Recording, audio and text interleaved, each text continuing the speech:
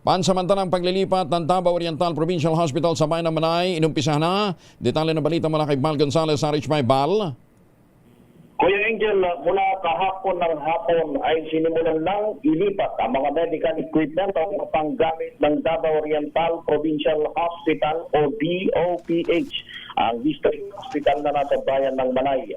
Ayon kay Dr. Ariel Maghari, ang medical chief ng DOPH, ang mga gamit ng nasirang district hospital ay pangsamantala munang ililipat sa isang regional health unit na nasa lokasyon malapit lamang sa bumigay na pagamutan.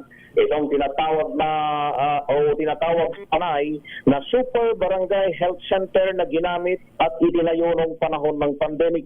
Pansamantalang gagamitin muna ang Super Health Center para i-accommodate ang mga may sakit sa bayan ng Manay habang inihintay ang konstruksyon ng bagong ospital na ipinangako ng national government.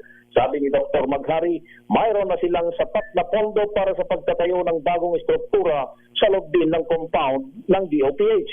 Narito si Dr. Maghari. Mabakit na po natin lahat, mga pasyente, mga gamit, saka yung mga tauhan natin, mga staff natin.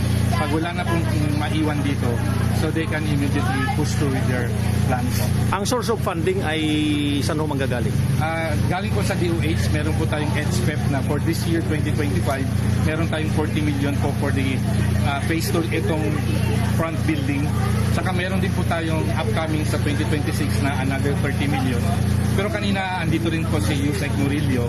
So ang sabi din niya, meron din po atang additional pa na 20 million galing ata kay Congress.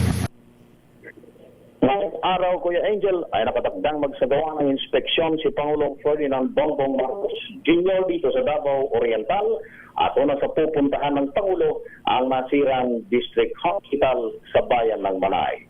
Mula rito sa Davao Oriental, kasama ko pa rin si Nitri Tuzada ng Love Radio Davao.